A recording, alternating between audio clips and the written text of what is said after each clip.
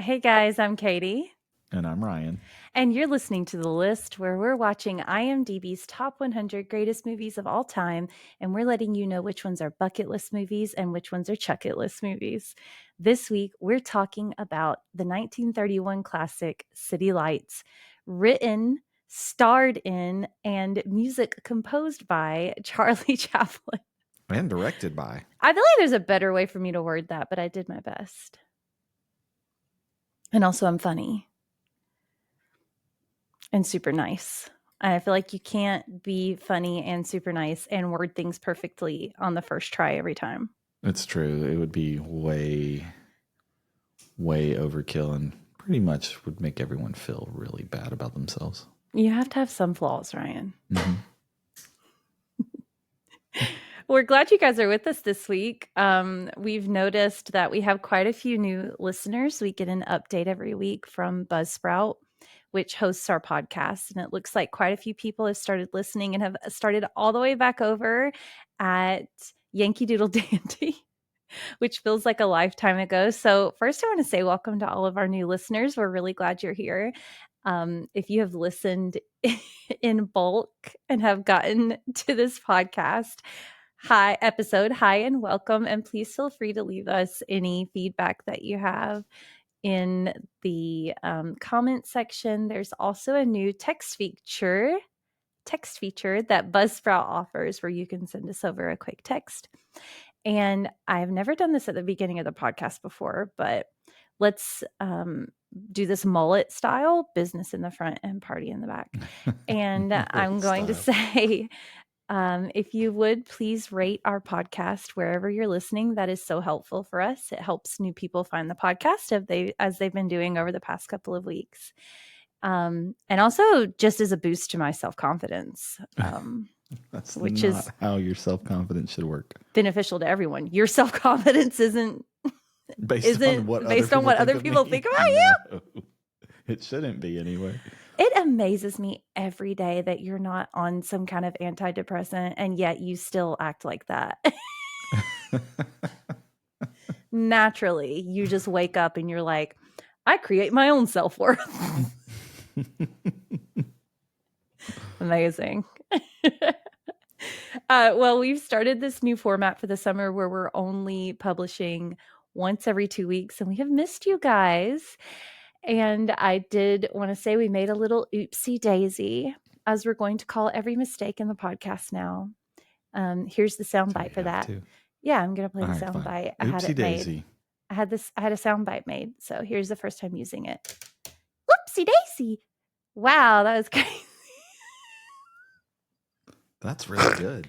That was really good. How long did it take to make that? I did not make that. I paid somebody $45 to do that. Wow. Wow. It sounded just like you. That's weird. Nuts. They did a really AI, good job. man. I would pay $45 for that. AI can do anything these days. They replicated my voice. That's crazy. The snort was also that snort. The snort was also AI generated. Yeah, we forgot to rate our last episode. We did. The last movie we watched and recorded an episode on was It Happened One Night with Clark Gable and that other lady. Claudette. And Colbert. No. She purposely Je voudrais so much fromage. Remember? I do remember that. I am going against the grain and I'm going to say it not the way that everybody else says it because I am so interesting. We just got our first text. It's Claudette Colbert and she says, I hate you. Wow. Claudette. Wow. That's really rude. She said, it is Colbert. Okay, Claudette, I respect your wishes. Excuse me. I'm going to share my screen, and my ranking is not going to be affected by that really foul text we just received. I really loved It Happened One Night. I know that we kind of had this moment where you were like, I can't believe you don't think this is a top 10 movie. Sorry, not top 10, but I can't believe you don't think this is a bucket list movie. But I don't think a movie has to be bucket list worthy to go on my top 10. I agree. So this is going to make my list today. And I actually think believe it or not, it's going to go above the one I always forget. Close Encounters of the Close Third Encounters Kind. of the Third Kind. So Network is leaving my list, which I'm so happy about. I feel like there was some technical difficulty that happened where I was looking at your list and accidentally put Network on mine. Mm-mm. We have a technical difficulty every week where our list doesn't save, and so we have to redo them. And I think I accidentally put Network on, or at least that's what I'm telling myself. So It Happened One Night is going at number 8 for me. Okay. I don't love that Pulp Fiction is at the bottom. Yeah, it's such a random movie. It is. And I feel like it is time, though, for me to stop saying that it's so unique. I can't rank others above it, and to just commit to whether I think the movie is better or not. And I do. Yeah, we've talked about when we finish the entire list, we're gonna go back through and just kind of like throw our Be favorites vicious. in there, like put all our bucket list ones, and then just like cool ones that we really love. Yeah. And then the really bad ones. So what did you think about It Happened One Night? We talked about it. I loved it. Yeah. What do you think ranking I thought wise? it was bucket list worthy. And Yeah. let me share my screen. And I'm going to move it up. At Close Encounters of the Third Kind is going to come down. Place in the Sun is going to go down. I think this is going to go to my number 9 slot. I want to go a little bit higher, but Fargo is hard for you. I don't know how you're going to right there. Yeah, I don't know how you're going to do that. I did want to say, since we are discussing It Happened One Night for another minute, we did get some fan mail from Debbie Hopla. Hi, Debbie. And she said, I had never seen It Happen One Night, but I just rented it. It was great. Clark Gable is so handsome. I absolutely agree. I kind of think you look like Clark Gable. You're going to make me edit that out, but I do. I don't think so at all. But okay, thanks. If he's handsome, I guess. He is handsome. Now, and she's speaking to me and she says, now I have you in my ears. To be a 90-year-old movie, it was great. It was dated with the smoking and the curtains on a bus with no bathroom. It was funny and romantic, but not a top 100. And I say, thank you so much for writing in, Debbie. And if you're going to validate my opinion, feel free to write in anytime. 5 Academy Awards says otherwise, but yes. Blood pulled out the Academy Award. He's like, Debbie's Sweeping on your the side. Oscars for the first time ever. Debbie's on your side. Yes. The Academy is on mine. Which we don't agree with the Academy. I know. I was going to say, since when do we care? It's a good movie. It's a great movie, though. Yeah, it was good. So that's enough about It Happened One Night. Now we're going to talk about City Lights with Charlie Chaplin. This is not our first Charlie Chaplin movie. But it is our first one where there was absolutely no talking whatsoever. I love that you brought that up. I want to discuss that a little bit. So City Lights, all of this is stuff I never would have known before the podcast. And now I'm an expert. Let me inform you so you can be an expert too. I'm ready. City Lights started filming and was released during a time where silent movies were not a thing anymore. This was definitely an era where the talkies were happening, which is what they called movies where people were talking. I felt like I should explain that to you guys. It's not self-explanatory. So the talkies had become a thing, but Charlie Chaplin was very insistent that this movie was not going to be a talkie. It was going to be a silent film. It was almost like a counterculture film. It was. Was it counterculture, or was he just very stubborn? I don't know, but he was not going to do it. Not only that, he completely wrote the score for this movie as well. And score and sound effects, right? Yeah, and he made sure that they all went with what was happening in the movie. Every bit of music that happens in this movie is perfectly timed and created to go with the emotions and the moments that are happening on screen, which is, I feel like still happens today. I feel like there's a lot of thought that goes into music, but the music isn't having to do the heavy lifting like it was in a movie where there's literally no speaking at all. Hmm. So I thought that was very interesting that he kind of dug his heels in and said, "We're not going to do that." And I did read an interesting thing he said, where he was like, "This movie is universal because no one's speaking, but the second you make this an English speaking movie, it's no longer universal." I found that to be a really interesting take because a lot of times you would think that movies where people aren't speaking limits the communication.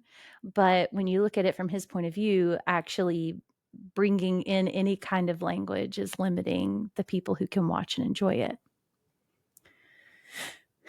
It's 100% true. The tramp does not need to talk to communicate. Yeah. You know exactly what he's thinking and saying, even if he's not saying anything. And we are getting a little ahead of ourselves here. So, who is the tramp? I will give you a synopsis. I actually found a But couple. Oh, go ahead. before you get into that, have you ever seen a silent film before this movie? No, I've seen cartoons with silent film jokes in them, is the closest I've ever gotten to a silent Yeah, film. but What not a about 2 hour you? movie. No, no. What Yeah, about yeah. you? The closest I've ever seen to a silent film was actually a movie called Silent Movie by Mel Brooks. And it's completely, there's no words that, well, actually, there's one spoken word in the whole movie, Okay. and it's by a mime. That's funny. That's funny. But that movie is absolutely hilarious. It's a Well, we great should movie. We should watch watch it. that sometime. Yeah, that sounds good. But other than that, no, I have not seen a silent film, and it was quite the adjustment to begin with. Like, Yeah. I'm not used to it, and so it Yeah. was a little hard to grab my attention in the first part, but then towards the end, like I was reeled in. I feel I like. don't know that I felt that way. I felt like immediately I was in it. It was immediately watchable and understandable to me. It didn't take me time to transition in, I don't feel like. But before we get too far into that, I did find a couple of summaries Mm-hmm. that I'm going to read. It's just funny to me. I swear this one is AI generated. It says, with the aid of a wealthy, erratic tippler, a dewy eyed tramp who has fallen in love with a sightless flower girl accumulates money to be able to help her medically. Maybe. I mean, it's a good synopsis. I don't know. It's It's the very use of words that makes me think this doesn't sound like it was written by a real person. the words are very well crafted. Yeah. Another one says a tramp falls in love with a beautiful blind girl. Her family is in financial trouble. The tramp's on and off again friendship with a wealthy man allows him to be the girl's benefactor and suitor. Okay, Okay, it's and pretty good. here's the last one. Charmingly simple story of the little tramp who meets a lovely blind girl selling flowers on the sidewalk who mistakes him for a wealthy duke. When he learns that an operation may restore her sight, he sets off to earn the money she needs to have the surgery. In a series of comedy adventures that only Chaplin could pull off, he eventually succeeds, even though his efforts land him in jail. I'm not going to go any further because that is actually a spoiler synopsis, but it gives you guys a picture of what's happening. And I actually want to tell you a couple of things about this movie. So, City Lights was the hardest undertaking and the longest production time of any movie Charlie Chaplin ever filmed. By the time it was completed, how long do you think it took? You're talking about filming, All editing, yes, yeah. writing as Mhm. well. 2 years. Wow. Really? It was 2 years and 8 months. Oh, okay. Yeah, on the work with almost 190 days of actual shooting. The marvel 190 is days. yeah. Really? Okay. The marvel is that the finished film betrays nothing of this effort and anxiety. Yeah, it says that it was also extremely expensive because he kept the actors on call this entire time and paid them. So for the whole 2 years, he kept them on call and then only filmed for 190 days. Hmm. And actually, they talk about how how utterly neurotic he was about his work.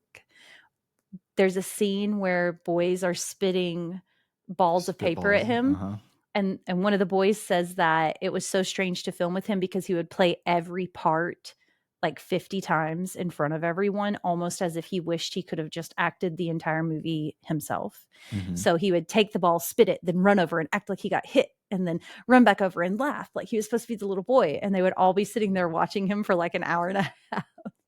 And then eventually he would reluctantly be like, okay, I guess you guys can act now. That's funny. Yeah. Kind of So weird, but yeah, it's very okay. weird, but yeah. I think Was he that's just like playing around, like so he could see no. what it would be like to act as the boys, or is he He like was trying to show trying to them? show them how it was supposed to be acted, and I kind of get that in a sense because once you have reading about this movie, it seems like this was Charlie Chaplin's work of his heart, this movie. And I Mm-hmm. get how when you have something that you've created as art, whatever medium it is, it feels like it is a piece of you. Yeah, And so I you see want where total control, and he right. kind of did in a lot of ways, just because he Yeah. did so much of everything. Right, and I can see where for him it was like, "I don't know how to let go of this. I don't know how to let you act this out when I have the perfect rendition in my mind." Mm-hmm. So, I think it was just a control thing for him. If you had to guess who he invited to the premiere other than, his wife, I just want you to guess the most random person. Um, I think I know this. Oh, do you? I think I may have read this. Okay. You don't have to Is it guess it. Albert Einstein? It is, yeah.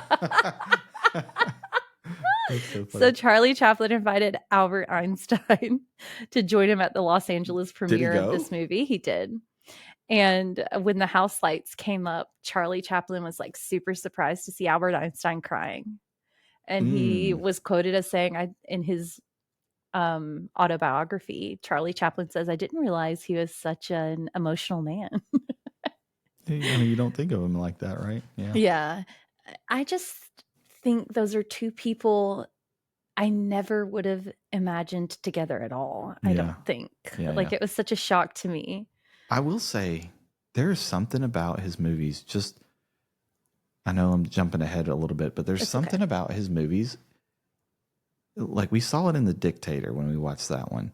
Like just all the funny little scenes. And then Wham pow, you're crying. when there becomes a scene where there's like some sort of emotion other than laughter involved, it is so much more impactful for some reason. I don't know if it's just the expressions that he's able to make with his face because he doesn't do anything else, verbally. It's all on the face that you just are like, oh, and you get that from there, or if it's just the playfulness and then switching suddenly over to a more serious tone that just pulls you so hard in the opposite direction of where you just were that you can't help but feel emotional to some of these scenes. Um, he's amazing at doing that. Like I was really surprised to have that same reaction as Albert Einstein.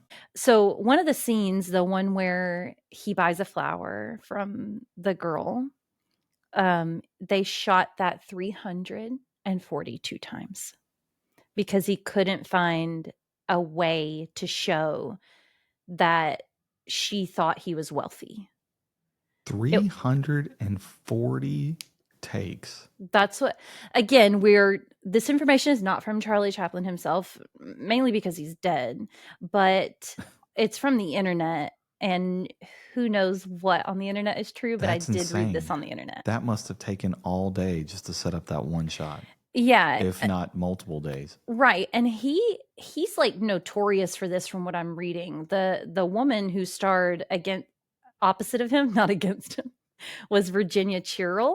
Mm-hmm. And she was late one day because she had a doctor's appointment and kept him waiting for a scene that they were supposed to shoot together. And he fired her on the spot after they had shot the entire movie.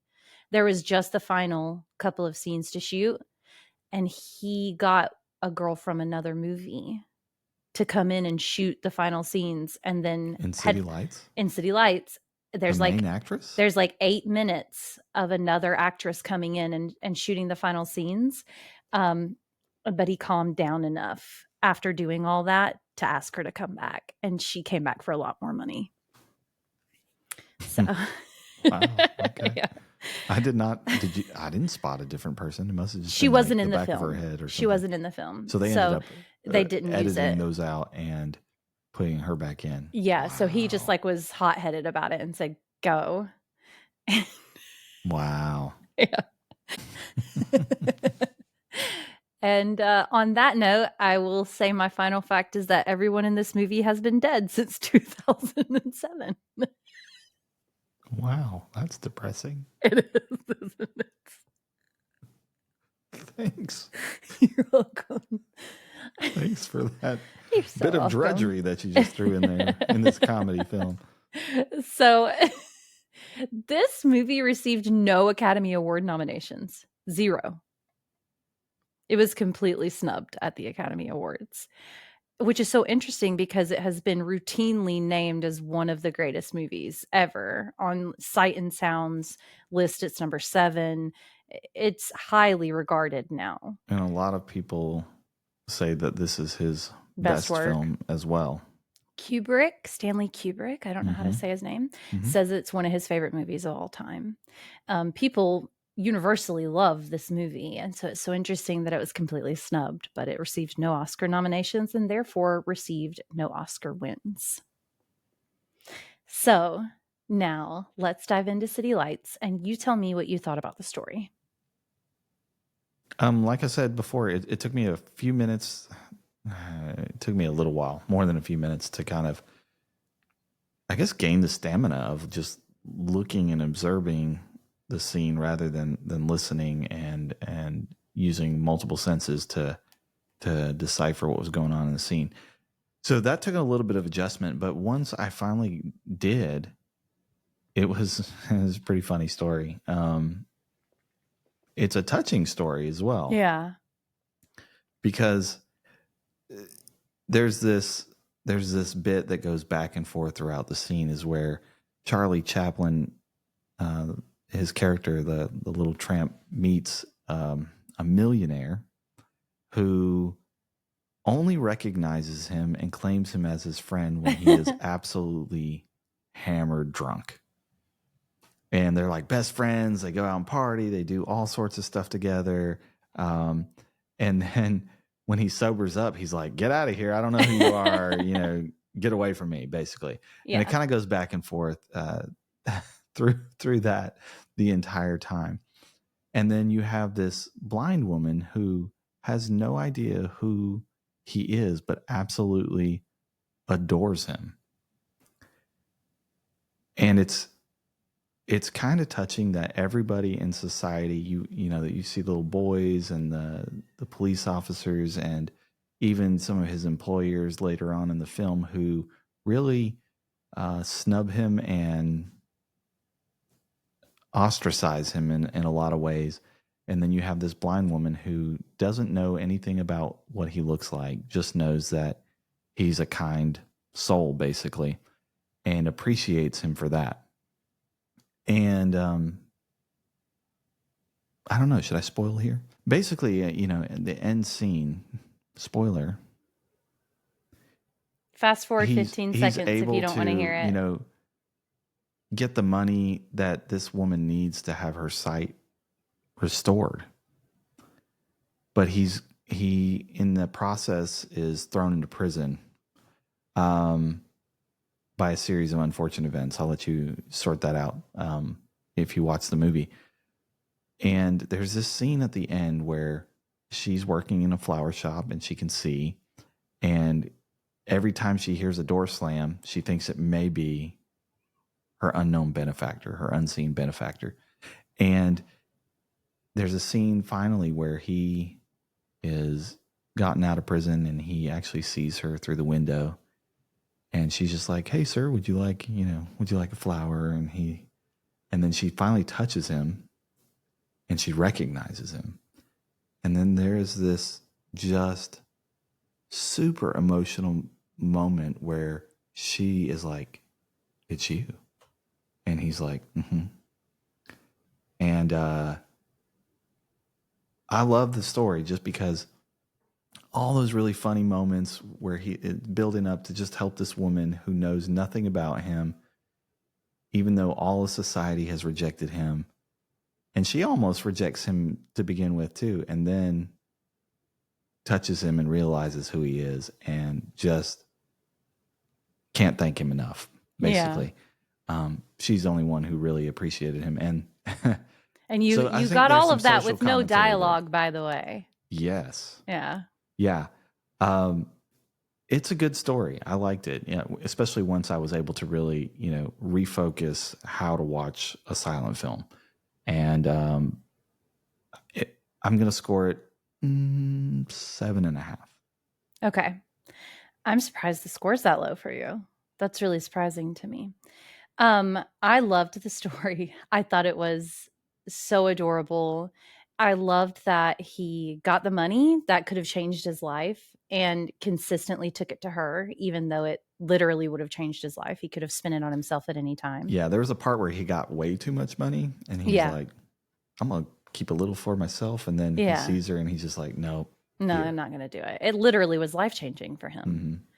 Mm-hmm. And I love that each time he went back to her to give it to her and to change her life, and his it just is so romantic. It's such a sweet romantic story, and um, obviously you hold out hope that she loves him back that much in return and would sacrifice just as much for him were she given the chance. And just a beautiful story of love and interspersed with just perfect comedy. It was very funny. Um, yeah, I want to say something. Um, Charles, it's enough eventually. And I'm giving his full name because I need Charlie Chaplin to hear me. Charles, enough. I felt this way about The Great Dictator, and I felt this way about City Lights. At some point, a gag has run its course. And there were multiple times in this movie where I was like, buddy, we heard you the first time. It's like somebody who repeats their joke over and over again to make sure everybody hears it and laughs. I'm just like, okay, Charles, we heard you I the get first. it. Yeah, some of Well, the we didn't bits, really hear him, some of the but bits went on a little long. that's a thing with him. I think it's intentional. He's doing it on purpose. It's not like he doesn't understand comedic timing. It's Charlie Chaplin. But as a viewer, there are a couple of times where I'm bored. There were quite a few times in the movie where I was bored. And that's the only thing really that brings this movie down for me, is that I felt like it had a really soggy middle. Whereas the beginning and the end were almost perfection, the middle sometimes was just very weighty to me. And I'm just kind of like almost like you can hear a clock ticking, like every second of counting down. I'm trying to pry my eyes open. In general, I loved the story. I The think I execution. agree with you. I think that's probably why my score is probably a little lower Yeah. than it would be. So overall, what a cute little story. What a romantic story. Execution wise, I, as a viewer, just didn't love all of it. And so I think I'm going to give it an 8 Okay. for the story. I'm super curious to hear what you think about the acting. I said it before when we watched The Great Dictator. Charlie Chaplin is the king of physical comedy. Yeah. There is no one I've ever seen who does it better. I feel like I Jim agree. Carrey, I'm sorry. No. Chris He's Farley? a great physical actor. He doesn't hold a candle to Charlie No. Chaplin. And I feel like Chris Farley was a great physical actor. Yeah, for sure. And even he, I don't think, comes close. No. Um, there are some really funny scenes in here. The boxing? The opening scene is absolutely genius to me. Where Walk us through there's it. a scene where I think they're unveiling a brand new statue for the city, Yeah. and they unveil it. There's a big crowd. They unveil it, and Charlie Chaplin is like sleeping in the lap Cradled of this in the statue. of this statue, and wakes up and looks around, and he's like, "Oh, there's a bunch of people." And he like tries to get out, and his pants get stuck on the sword of this statue. And then while he's doing that, he's like running the national in air. anthem Yeah. comes on, and he's like trying to stand up and like salute and pay Yeah. respect while the national anthem's going on. It's absurd. It was so hilarious. funny. It's so funny. It was hilarious. Like, pure genius to even think of that whole scene and then to execute it perfectly was just in less than 300 hilarious. takes. Yeah, right. And then the other scene that stands out as far as a comedy scene is the whole boxing, the boxing match. I don't think I've ever seen better choreographed anything. No. The choreography for that is spot on. I think that's what comes with being so comedy minded and so funny, but also so anal and particular, is that you're going to think of the most hilarious thing and then you're going to execute it really well. And then, of course, the final scene where they finally meet face to face and can see each other eye to eye. Yeah. Is so impactful for so many reasons. It is like his facial expression, even though he covers up half of his face. Yeah. Like I'm still like, I have a perfect visual of what he looks like that. And just thinking about, I can picture it. The face and the gratitude and the love that he shows just in that upper half of his face, like almost brings me to tears just thinking about it. That's how amazing the physical comedy and physical acting is of Charlie Chaplin. If I had to rate him alone, 10. If I'm bringing everybody else in, who were all of which were good actors, there was no real bad actors. The millionaire is really funny. Yeah, he was very funny. And the flower girl too, she's great. Yeah. Harry Myers. 9.3. Harry Myers is the eccentric millionaire. Harry Myers. I also 9.3 is what I'm gonna put it at. Al Ernest Garcia was also his butler, and I thought he was very funny as well. The butler was really good too. Yeah. So you went with a 9.3 on the acting? Yes. 9. Yeah, we're on the same page here. Charlie Chaplin is an extraordinary actor. That scene you're talking about where he essentially bears his soul to her this entire time she's thought. We have completely spoiled this movie. I'm so sorry. We're usually really careful with it, but we can't talk about it without spoiling this one. Sorry. I'm so sorry. I feel like we could have, but we did not. He has this moment where he comes to her and he is essentially saying, nobody in my life accepts me. Is this woman that I love enough to give up every opportunity and go to jail going to love me, or is she going to see me and reject me? And one thing I love about this movie is that, first off, you don't know. I feel like the viewer gets to decide, but what you're talking about, that scene where he covers his mouth, I see, probably just thinking of it now in my head, 5 different things happen on his face. Oh, dude, the array of emotions that pass through his face is and incredible. They're not like, it's not like overdone. It's very small and just little snippets of the tempest that's happening inside of him. The acting from Charlie Chaplin is superb. I agree that it's a 10. I do also agree that everyone else in the movie brings it down to about a 9. Again, nothing wrong with anyone in the movie. Not to say that they weren't great at all. But a 9 is still an extraordinary score, I feel like. But they were not 10. You're a shadow. Yeah. You're a shadow to this giant actor.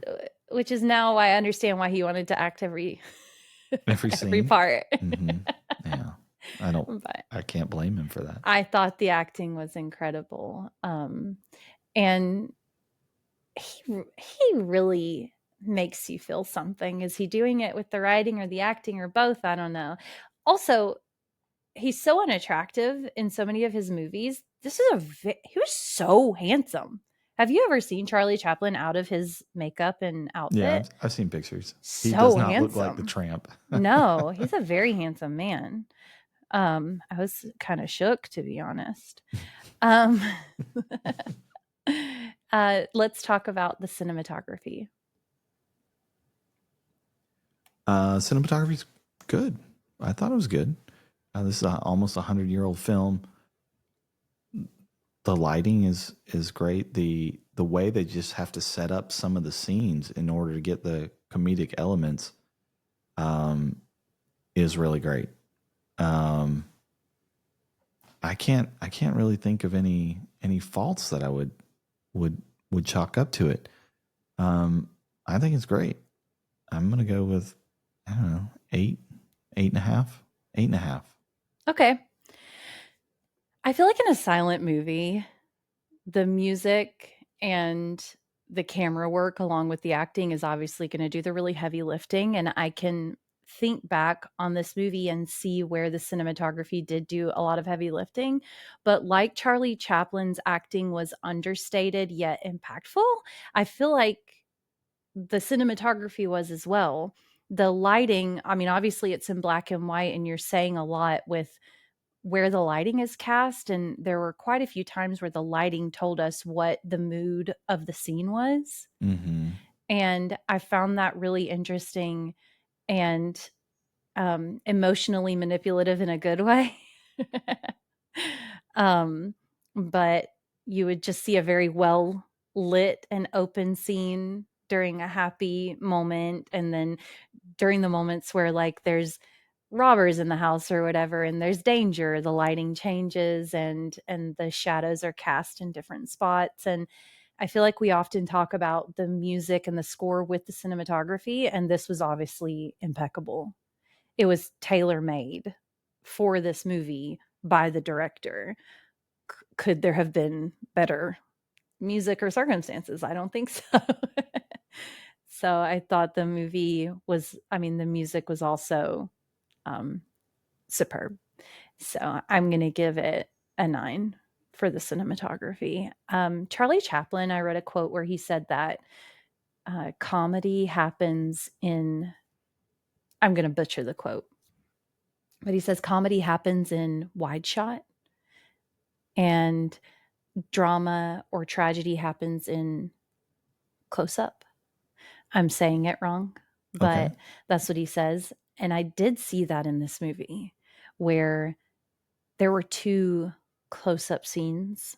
Mm-hmm. And one of them was when she realizes it's him. She touches his face and realizes it's him. And it is it a tragic scene? I don't know, but it is a very dramatic one. It's up to the viewer. I don't think it's tragic. I think it's up to the viewer whether it's tragic or not, because if you decide that she didn't want anything to do with him, that's tragic. But also it's just, we'll just call it dramatic. And I find it interesting that he's quoted saying that, and then you watch this movie and see where he used his, you know, where he used that, the, all of it happens in these big shots, and then when he wants you to pay attention and when he wants something to impact you, he's gonna bring you in there to Close see in. it. Yeah. Yeah. So I thought that was genius. What was the wow factor for you? The wow factor is just the acting, the physicality of this movie is so high. Like I can't really even express in words how good it is to watch. It's only something that can be experienced for you to really grasp how good it is. Um, and just how that end scene where he takes you from just laughing and having a really good time to just this really super emotional scene with nothing said. And the scene can't be more than a minute or two long. Yeah, I don't And how even. he just leaves you just like bawling at the end, basically. Um, that's something only a genius can do, and that is the wow factor for me. Those two things. Okay. And what would that score for you? So if I'm just doing wow factor, Yes. 9.5. Okay. The wow factor for me is the pure kindness and sweetness of this movie. It just is a very purely sweet movie to me. I don't know what other words to use, but just as a lovely movie and one that makes you feel good, I think, to watch and to enjoy. And I think that speaks to the story. And it's an 8.5 for me, wow factor wise. Okay. Would you call this a top 100 movie? I think so. I think for as old as this film is and the fact that he did everything, Yeah. Control it freak. makes this, I mean, that contributes to the wow factor too, that he Yeah. did all those things. Yeah. I think this is a great film. I think it belongs in top 100. I agree. Top 100. Here's the question of Did the you like this hour. movie? I got a question. Did you like this movie better than The Great Dictator? I'm going to answer that question in a few. Okay. I feel like I'm going to need to answer that question, so I'm going to tell you to hold on. All right. I do feel like this is a top 100 movie. And here's the question of the hour. Is this a bucket list movie for you? That's a hard one to answer. I think I'm going to say no. Okay. I am shocked. However, I see how this is a really important film in American history and in film history. But to me, it's not like there's parts of this film that is bucket list. Does that make sense? I need to pause here and say I have been having an argument with you in my head for a week Really? because I was so sure what you were going to say. And you are arguing my points at me. So, yes, I understand when you say that pieces of this movie are great, are bucket list movie Yeah, moments. but as a whole, it does not fit a You are bucket list in movie. my brain. But there are several little elements that I think everyone should watch these scenes. But they wouldn't be as good if you hadn't watched the whole movie, though. No. So I'm going to say no, but with a caveat. Okay. Okay. How about you? Is this a bucket list movie for you? No, this is not a bucket list movie for me. And I was so certain that you were going to say it's a bucket list movie that we've been married for so long that I thought I knew what you were going to say. And I was like, do you ever argue with people in your head beforehand? I was like getting my points ready. I was like, okay, when he says blah, blah, blah, I'm going to say exactly what you said. It is exactly what you said, that pieces of this movie are extraordinary, but they are not enough to make up for the whole to me. It as a whole, this is not a bucket list movie to me. And I also don't like to qualify. I said that last episode. I don't like to qualify a movie into bucket list status. I don't like to say it was made in 1931. That's crazy to me. Or it's a silent film. So therefore, it immediately is given what is it called in golf? A handicap? Like it's given a step up because it's a silent film or whatever. I don't like to do that. Is the film as a whole, the way that it is, bucket list status? And this movie is just not for me. You asked me about Great Dictator. I've seen on so many lists that this is Charlie Chaplin's best work, that it's people's favorite movie by him. It's his own favorite movie, but to me, The Great Dictator was better. I enjoyed The Great Dictator better. Me too. And maybe it's because of the sound elements that were there. But there's some really great physicality in that as well. And just some really funny gags. Yeah. And as a whole is amazing. Yes. I can't remember. I'm pretty sure I rated Great Dictator it's been so very long. high to begin with. I want to say I said it was a bucket list movie. Yeah. It's been so long, it's hard to know. But I can't remember for sure. I'll have to go back. But I'm pretty sure at that time I said this is a bucket list movie. Yeah. And if we were putting it between City Lights and Great Dictator, and the people listening were like, I will watch one Charlie Chaplin movie, I'd be like, man, you should watch both of these. But if you're just going to watch one, I think you need to watch Great Dictator. They're so different. And I think you should see a silent film. Yeah. After watching this, like I'm kind of interested in seeing some more. Me too. I think we have another Charlie Chaplin movie on our list. So I'm interested to see how that one compares to the other two. Yeah.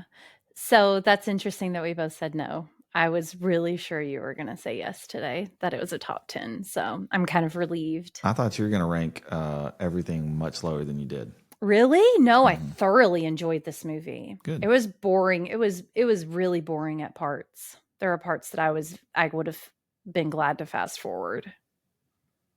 But overall, it was a very good movie. Let's rank it. I'll go Okay, first. go for it. So right now, I have The Green Mile at number 1 and Pulp Fiction at number 10. Um, I hate that Pulp Fiction is about to leave my list, but it is. Wow. Yeah, Pulp Fiction's hard to man, it's just difficult. I feel like it should just be on a list of its own. Such a good It really, movie. it And I'm gonna put really is. Close Encounters down, and I'm gonna put City Lights above it. So Oh, City Lights is at number 9 for me. okay. All right, let me share mine then.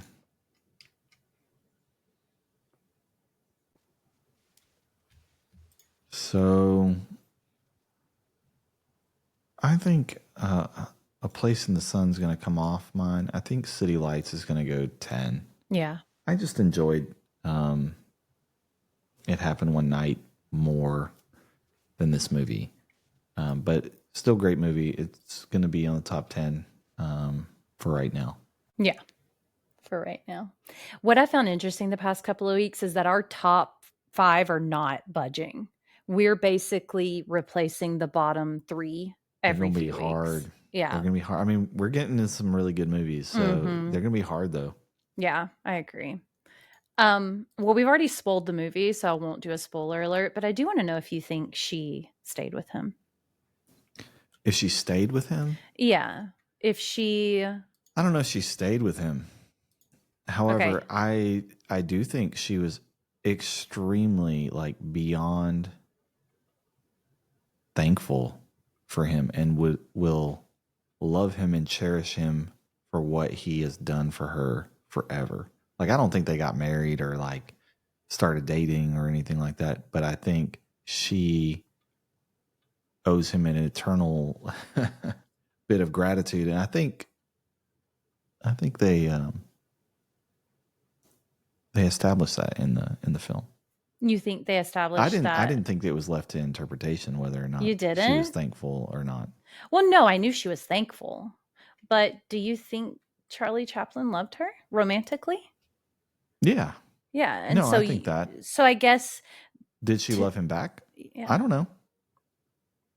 That part I don't think is clear. Yeah, that's the part I felt like was up to interpretation.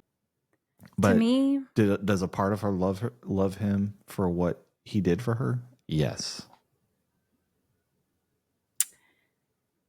Whether that translated into like a romantic romantic love. relationship, I don't think it's important that it does in this film. For me anyway, it's not important, but there's a part of her I think that will always love him for what he did for her. I also think that he will love her forever, whether she romantically returns his love for her or not. Mm-hmm. I think he's going to love her for the rest of his life and won't like be like either you love me and you marry me or we're done He or won't hold whatever. any grudges No, I either don't way. think so. I think he has a very, very pure form of love for her. And And that's kind of the tramp in yeah, everything we've seen him in so far is that he's just this really loving. simple Yeah. but Yeah. beautifully simple Yeah. human being. This whole movie was just beautifully simple. And that's what I really liked about this film was that simplicity that he brings to the film. Everyone hates this guy for no Yeah. reason. I For mean, nothing but he's a class. vagrant, but But what he's he's a just poor. lovable vagrant. Yeah. And he doesn't judge anybody, but No. everybody judges him. Immediately. And so Yeah. that's kind of what I like about this is that everybody's passing judgment on him, but only the people who are like blind drunk or physically blind will accept him. Right. And I think there's something to that. There's something universal to that. And I love that he never takes advantage of their love for him, that he's never hardened by the way that people treat him into treating other people poorly when he has the upper hand. Yeah, He's he still could have taken that guy, the for millionaire. everything he was worth. He could have robbed him blind at Yeah, any point in the film. right. But the only time he asked him for money Was for her. was for her. Yeah. And he asked for it. And he asked for it and he got Yeah. it. Yeah. And the tables got flipped on him, Yeah. unfortunately. But I hold out hope that she loved him back. And I think that she did.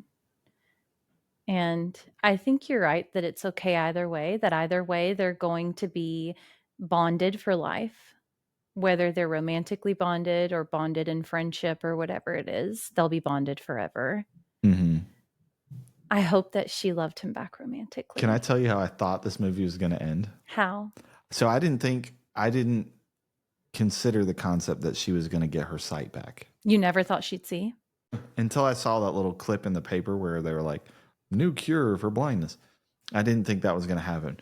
I thought what was going to happen is that she was finally going to touch his face and be like, ew, he's ugly. Oh. And dump him.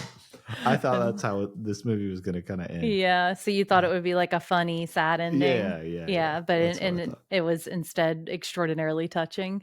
I Yeah. think that's what's surprising about his ending Yeah. is that it takes you by such surprise Mm-hmm. that it ends so beautifully. When I was trying to explain my wow factor, you put it into words that I couldn't. It was the simplicity. It was the beautiful simplicity and sweetness of that simplicity, I think. So thank you guys for joining us as we talked about city lights. Like I said, let's do business in the front and business in the back. And we had the mullet in the middle. What should we call that? The mullet in the middle. Mullet in the middle. We'll just call it that. Okay. I think that's like a we'll monk call it cut. the Billy I Ray. think that's a monk cut where you have like the bald in the middle. And Yeah, then like business party business. I'm going to call it the monk. Let's call it the monk. I was going to call it the Billy Ray, but let's call it the monk. That's perfect. So to sandwich in our business, please follow us on Ryan and Kat's List on Instagram. Make sure to rate us wherever you're listening to the podcast. And please write in and let us know your thoughts, even if they're not nice. I'll only cry a little, but we want you to talk to us. So please Remember, her in. self-esteem is linked to what you say. Ladies and gentlemen, my self-esteem is in your hands. Crush it or lift it up. You raise me up so I can continue podcasting. Please no comments about the singing, though. That's one thing you're not allowed to comment on. And we will see you guys next week for The French Connection. Film number 67. Yep. On the list. On the list. Ooh, Gene Hackman's in this. That's the guy from Willy Wonka. Gotcha. Bye.